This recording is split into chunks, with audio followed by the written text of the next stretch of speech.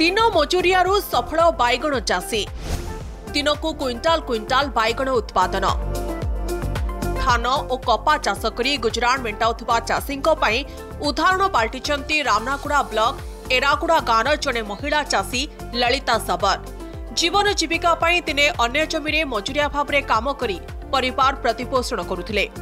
वर्तमान से स्थानीय अंचल में जड़े सफल बाइगण चाषी दिन मजुरिया वृत्ति छाड़ी निजस्व संचित अर्थरे गाँव में 2 हेक्टर जमी किनी आरंभ करिसंती बाइगण चाष। पूर्वरु महिला जनक कपा चाष करुथिले किंतु कपा चाष रे विशेष लाभ मिलु नथिला।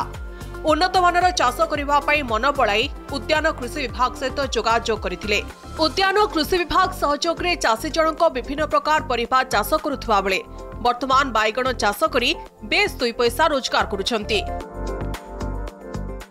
परिवा चाष करिलु जे एबे पोटल कलु सजना कलु बाइगण कलु जनी किछि आउ तुरडा एंती सब जाक टिके टिके लगाउछु सेतिरे हमें बिकेबाकु नेउछु गुनपुर नेउछु गुमडा नेउछु पदमपुर नेउछु आउ नथिले मदो एरी साई गां मदो बुलाई पाई बिकी पारिछु सेतिरे 2 पैसा मिलिछु सेतिरे हमें टिके परिवार हम चली। हमरो 2 एकर जमी थिला सेतिरे हमें कपा चाष करथिलु किंतु कपा एतिकी अमलबार जगु माने किछि भी लाभ हलानी आउ हम घर सब सुविधा माने बापा माँ संग कथालो कपा के लाभ होनी परिया चाष में उपाय नेलो तापर हम सेतिरे पुटलो बाइगण सजना चाष कलु आउ सेति बारुतिबा उत्पादन फसल को हम गुणपुर मार्केट में बिकेलु। एटी हम ललिता बणवा को परिया बाड़ रे मु काम करूची एटी सब बाइगण पुटल आउ सजना चाष करूचंती आउ मो दिन को कोली 300 टका पाउची आउ से 300 टका रे हम घर परिवार चलुची।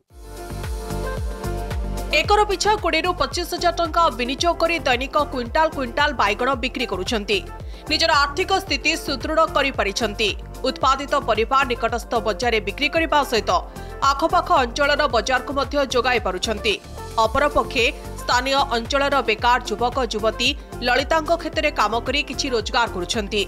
कर्म नियुक्ति पाई बेस खुशी जाहिर करने सहित उपार्जन अर्थरे परिवार प्रतिपोषण करिबारे बेस सहायक हेउथिबा प्रकाश करिसंती। ए वर्ष से ड्रिप मल्चिंग माध्यम 2 एकर बाइगण चाष करछंती। मास शेष बेलକୁ ସେମାନେ ग्राफ्टेड टमाटो चाष करिवे ता सहित पोटल विभिन्न पनिपरिवा चाष करछंती। विभाग तरफ सेमानको विभिन्न ज्ञान कौशल संपर्क रे जणाई दिया जाउचे।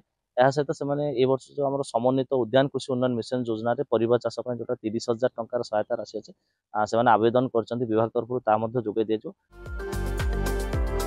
वर्तमान समय लोक माने चाषरू मुह फेराउथिबा बेले एरागुड़ार एही महिला चाषींकर प्रयास अन्य मानक पई प्रेरणा। गुणपुर विजय सुनामुती रिपोर्ट कनेक्ट न्यूज।